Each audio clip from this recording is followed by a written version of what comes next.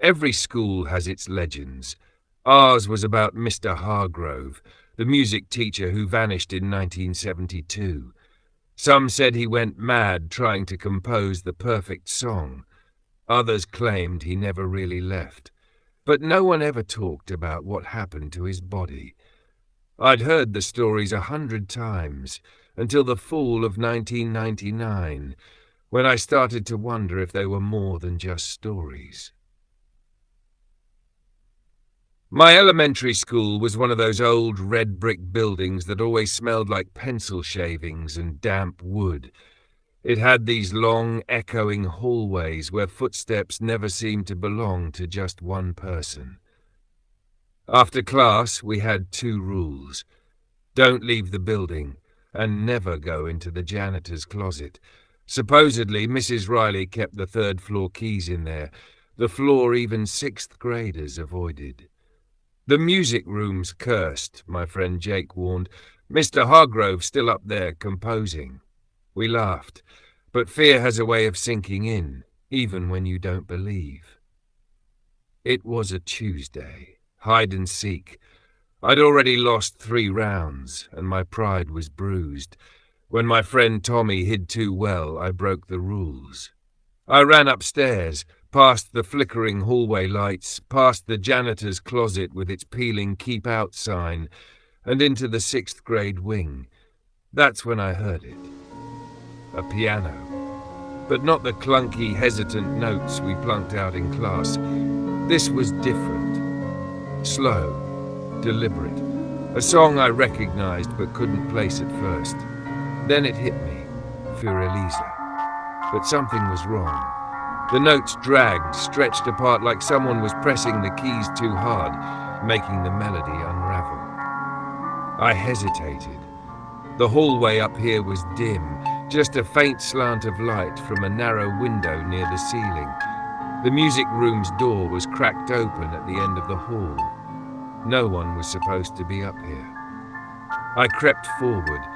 The closer I got, the more unnatural the music sounded. Notes off-tempo, some hammering too loud, others barely audible. A smell reached me then. Something faint but sour, like old flowers left too long in water. I reached the door. My pulse pounded in my ears. Through the narrow gap, I could just make out the piano, and someone hunched over it. A man, black suit, his back to me. His sleeves were frayed at the cuffs, and his fingers slammed the keys with sharp, jerking movements. His head, I couldn't see his head. His posture was so low, so unnatural, that from where I stood, it looked like his neck ended in empty space. I stared, my brain scrambling for an explanation. The lighting was bad. Maybe he was just bent forward at an extreme angle. Maybe my mind, primed with too many stories, was filling in gaps with something worse. But before I could convince myself, he stopped playing. The sudden silence made my skin prickle. His hands hovered above the keys, fingers twitching slightly. Then, with a stiff, almost mechanical movement, he began to rise. Something about the way he moved made my stomach twist. The slow, uneven way his shoulders straightened, the way his arms hung, tense and rigid. My breath hitched. I still couldn't see his head. Was it just the shadows? Was I just imagining? The piano let out a single, jarring note, a loud, broken sound. I ran.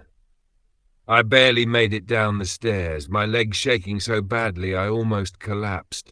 Behind me, the piano wasn't playing anymore, but I swore I heard something else, a low, dragging shuffle, like uneven footsteps following.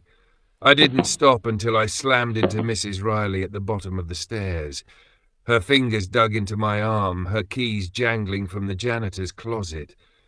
"What did you do?" she hissed. Not what happened. What did you do?